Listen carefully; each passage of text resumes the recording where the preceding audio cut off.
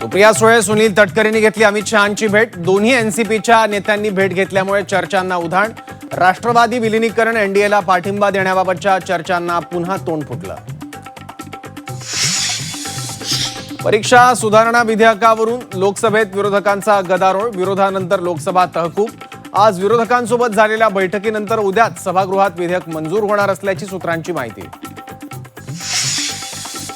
कौटिल्य अकादमीतून पालकांनी पेपर विकत घेतला। 90% प्रश्न क्लासेसमध्ये आधीच दिले होते। एमपीएससी पेपरफुटीवर रोहित पवारांचा आरोप। सरकारनं उत्तर देण्याची मागणी।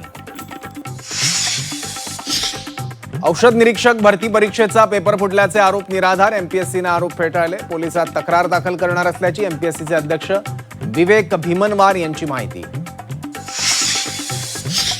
आंदोलकांवरील गुन्हे मागे घ्या, अन्यथा पुन्हा आंदोलन करू, सीजेपीचा सरकारला इशारा।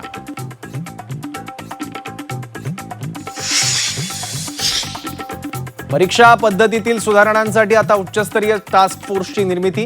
इन्फोसिसचे सहसंस्थापक नंदन निलकेणी यांच्या नेतृत्वाखाली टास्क फोर्स। पंतप्रधान मोदींची इन्स्टा व्हिडिओद्वारे घोषणा।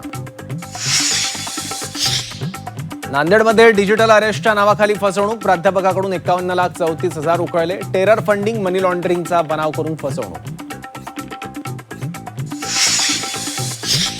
कर्जमाफीच्या यादीत नाव नसल्यानं शेतकऱ्यांची आत्महत्या। यवतमाळच्या राळेगावमध्ये धक्कादायक घटना। शेतकऱ्यावर कर्ज असल्याची माहिती।